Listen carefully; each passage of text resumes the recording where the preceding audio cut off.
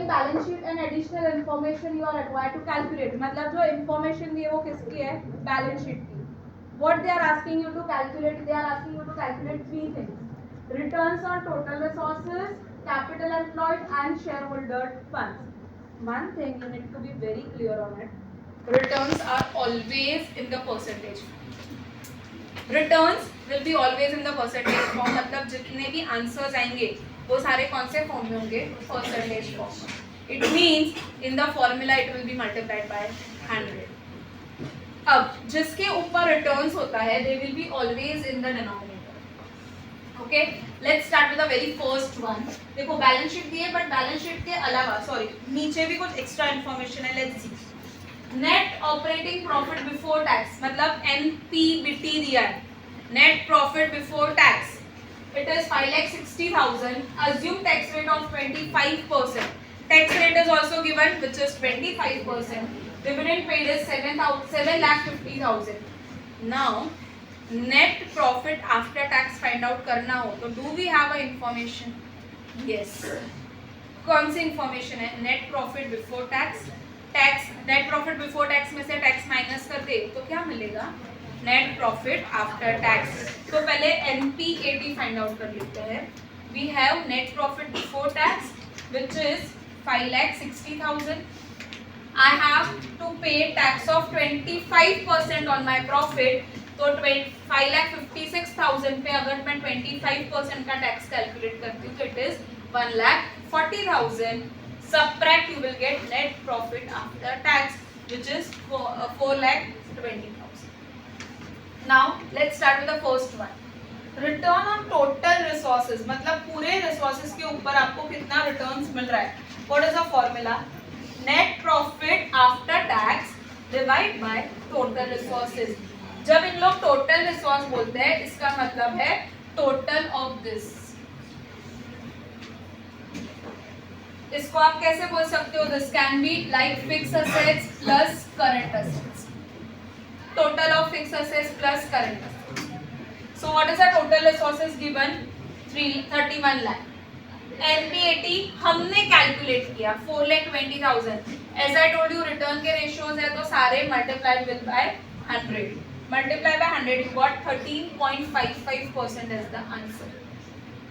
किसके ऊपर रिटर्न्स था? Total resources. इसके लिए टोटल रिसोर्सेज किधर आया? डिनोमिनेटर.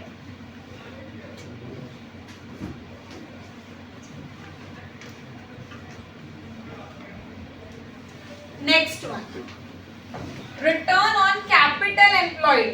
कि आप जितना कैपिटल डाल रहे हो उसके ऊपर आपको कितना रिटर्न्स मिल रहा है. Again numerator will be net profit after tax divide by किसके ऊपर रिटर्न्स है? Capital employed. So capital employed will be in the denominator. Net profit calculate करने की वापस जरूरत नहीं है because one time you have already calculated. Right it down over here.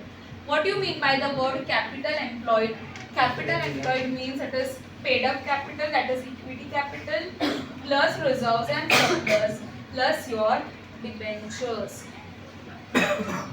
Plus debentures. याद रखना debentures भी आएंगे. Proprietary fund बोलते तो debentures नहीं आते. When I say capital employed, it is equity plus borrowed funds. इसके वजह से हमने यहाँ पर borrowed funds को भी add किया. Again I am repeating. Proprietors fund होता तो हम डिबेंचर्स को नहीं, but here it is capital employed. It means it is your equity plus your borrowed funds. Take a total, multiply by 100 you will get 14.48%. Last one is return on shareholders fund. Who are the shareholders? They are the owners of the company. Return आया 100 multiply होगा, that is sure. Numerator will be net profit after tax. किसके ऊपर returns है? Share holders fund. तो denominator में क्या आएगा? Share holders fund. So again 4,20,000 divide by, अब देखो यहाँ पर share holders fund you have paid up capital of 20 lakh, reserves and surplus of 5 lakh. So 20 lakh plus 5 lakh will give you 25 lakh. Multiply by 100, you got 16.8 as the answer. This type of sums are very easy. Return से एक चीज सिर्फ concept क्या है, return से जिसके ऊपर return है that will be coming in the denominator. Returns के सारे ratio will be in the form of percentage. When the answer you want in the form of percentage obviously it will be multiplied by 100. And हम ये जो returns है वो किसके ऊपर calculate करते हैं, मेरे को कितना प्रॉफिट मिल रहा है. So this will be the numerator of all the three 1. You have net profit after tax. क्योंकि ये सब हम किसके ऊपर चेक करते हैं कि मुझे प्रॉफिट कितना हुआ, बेस्ड ऑन दैट मेरा कैपिटल एम्प्लॉयड के साथ मैं कंपैरिजन कर रही हूँ टोटल रिसोर्सेज के साथ और शेयर होल्डर्स फंड के साथ. सो हर एक के लिए बार बार एनपीएटी कैलकुलेट मत करो, rather write it down in the working note as a working note and directly वो अमाउंट हर जगह पर utilize. This is the easiest way to solve your sums.